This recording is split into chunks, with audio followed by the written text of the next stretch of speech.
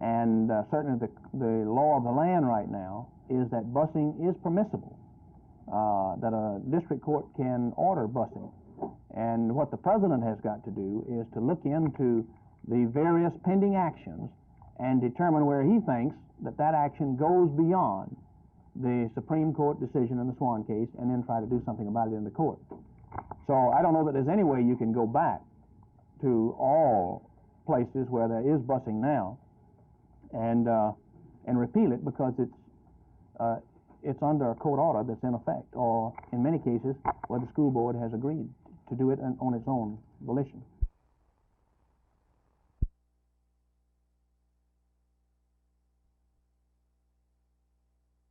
Governor Wallace's 2:30 news conference, scheduled for here in the Texas House of Representatives, actually started about 2:45.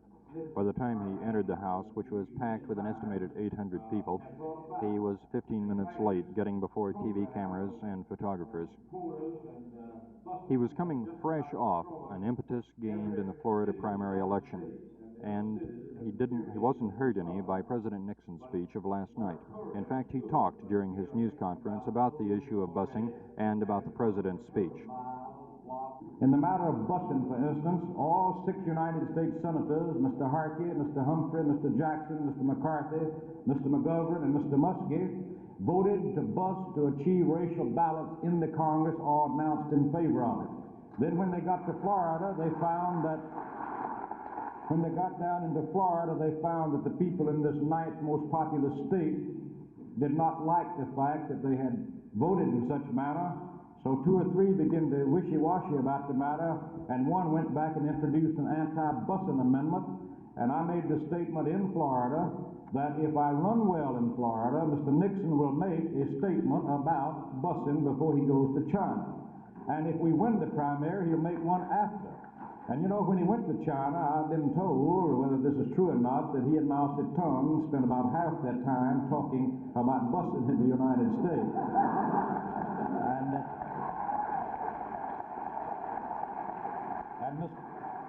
And Mousy Tongue told him, you know, here in China, when we take a notion to bus, we don't ask anybody, we just bus. The president could have well answered him back and said, when we take a notion to bus, we do the same thing, and we don't ask anybody either but a few federal judges. And that. Governor Wallace said busing is the straw that broke the camel's back, and the people here in the Texas House of Representatives loved it. From the House, he went downtown in Austin, where he held an organizational meeting. It's rumored that the American Party in Texas is finished. Now Mr. Wallace is starting another party and running in the Democratic primary. And of course, one of his purposes here is to plead for his supporters to vote for him in precinct primaries on May the 6th. Phil Reynolds, Channel 8 News on the Move, in the House of the Representatives in Austin. $212 billion.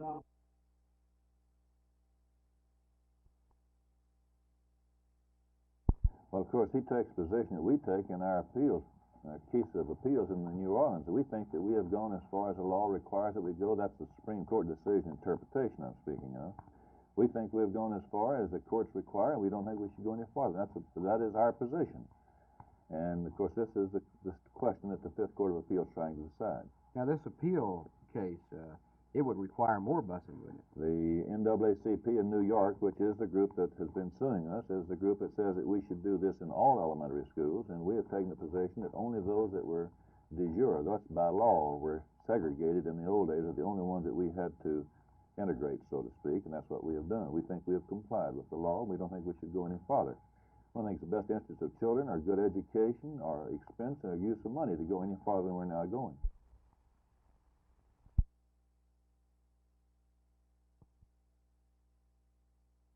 It sounds like a broken record to say that Dallas Community Action has another problem, but it does. This time, the Department of Labor has threatened to take away a $200,000 new careers program unless the agency comes up with some more sound financial management of the project. New Careers is designed to give training to low-income persons in paraprofessional fields. Actually, the DCA could lose sponsorship of all 3 labor programs, totaling $2 million. I asked Agency Director Willis Johnson why. Well, we just received correspondence from the Office of the Labor Department indicating that we still have some inadequacies in our nuclear program.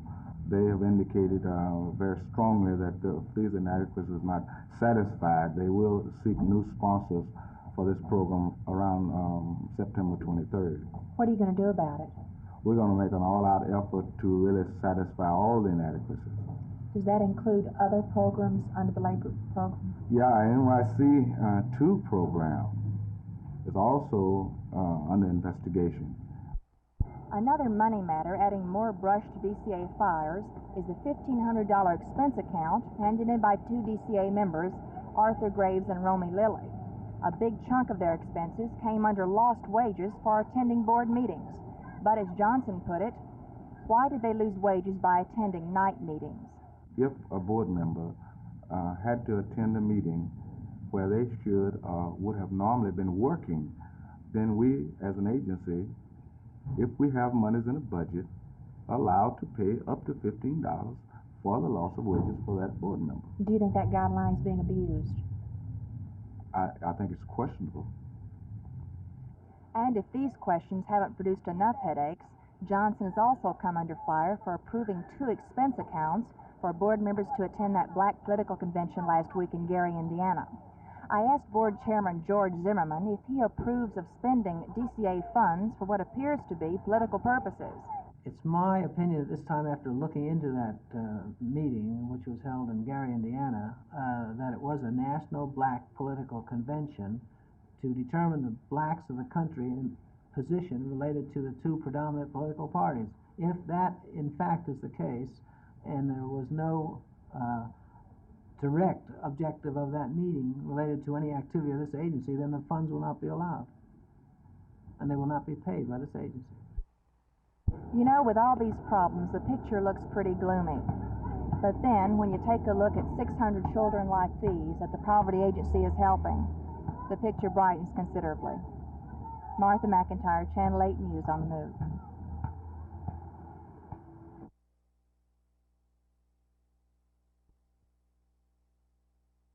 I've been to spring training now. This is my 4th time, and I think that this year I really feel that if I perform well, that there is an opportunity to make the team, whereas in the past I've felt that no matter how well I did in spring training, I wouldn't have much of a chance to make the team anyway. But this year I think you're right, there is a pretty good chance to make the team. Has that been an opinion that's been spoken to you, or just something that you've sensed by the attitude of people around here? Just something I've sensed over the attitude of the people, my contracts that were sent over the winter, and just things that a ball player can tell, just by the way that he's treated during spring training. Do you try and go at a very heavy pace in the early part of spring training, or do you pace yourself to get ready for the regular season opener?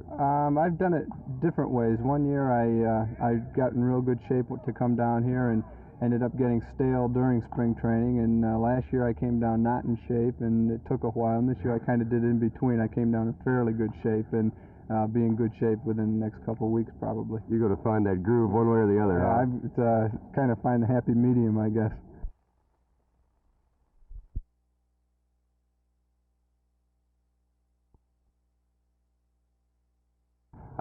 This year I've been looking forward to for a long time. It's the Olympic year, and it's also the year I think we're going to do the best at the collegiates for SMU.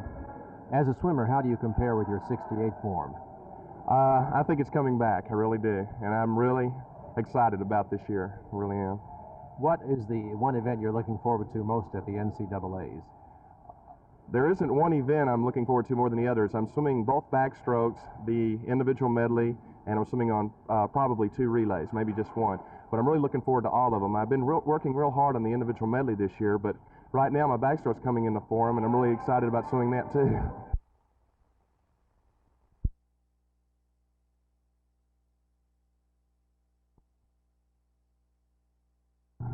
The following, yes. I was a pretty good favorite in the Fort Worth tournaments, and I just don't feel like I've been accepted that well in Dallas or anywhere as far as that goes. Of course, they have bigger attendance and Golden Gloves, and I don't know, to hear all them people cheer for you, and you think about all the sweat and the hard work that you've gone through, and when I hear the crowd cheer for us, I say, well, that was worth it.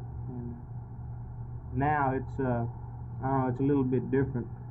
But right now I'm just proving to myself that I can do it, and then later I'll prove to the people that I'm a good fighter. So.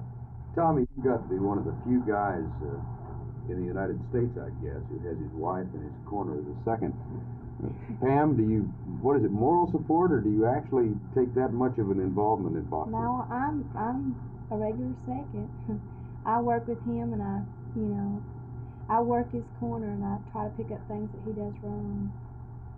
Do you advise him, actually?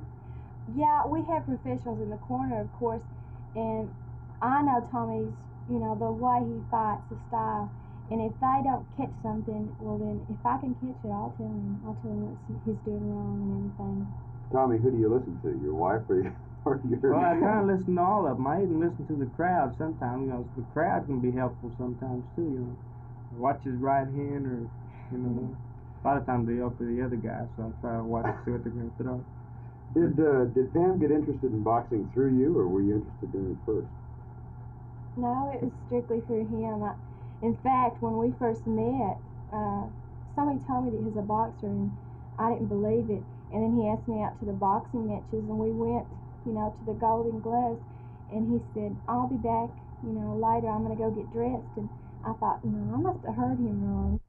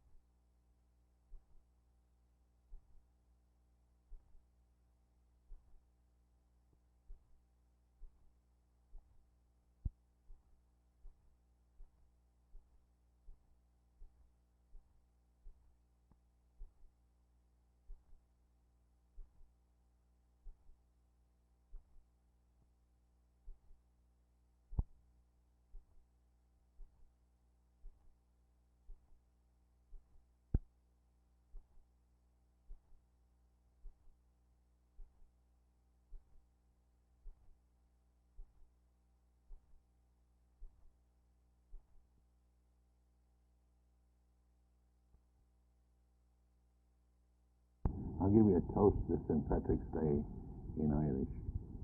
Slánta Guselagut, Ben o Daviagut, Talab Gankis o Blin Shomok, August Bosnian. Now to translate that into English, it's health and long life to you. Here's a woman to your liking. May you live without taxes. What's it like to live today in the Republic of Ireland? Unfortunately, you go over there today and you'll find rock and roll prevalent, which is ridiculous, of course, because there's got some beautiful music there. But in the average pub or cabaret or whatever you might want to go in, you'll find country music and rock and roll. That's the predominant music of the youth of today in Ireland. And various other factors. Life is going on as usual. Naturally, I think they have a tendency, of course there's not too many diversions, but drink is a factor. Well, I like to drink myself very, very much, but some of the drinks that they're drinking over there today are a little bit wild to me. Brandy and something else is a big drink today, like we would drink a beer. And that, first of all, it shows two things. The economic factor, because brandy costs quite a lot. So economically, I would say that the average man is getting along pretty good. He's got money in his pocket. He's got a good food, very good food. Now, I don't know whether you know it today, but under the Irish government system, say you pick up an egg at a hotel. On the bottom of your egg will be the time, the date of it when it was laid, so that you know that you're going to get a fresh egg for your breakfast in the morning in a hotel. Truth seems to be a great factor in Irish life. Well, it has to be in certain areas. Of course, they lie like everybody else. They're human.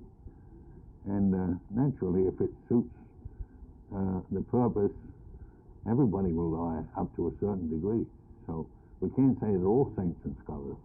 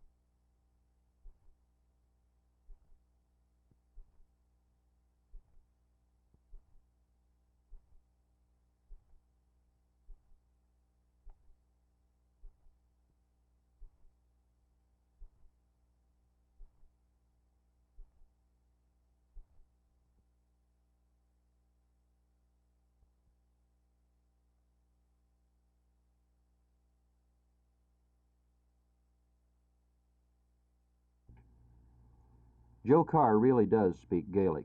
An Irishman born and bred, Joe has lived in the United States now for most of his life, but at one time in his youth he was familiar with the original Irish Republican Army.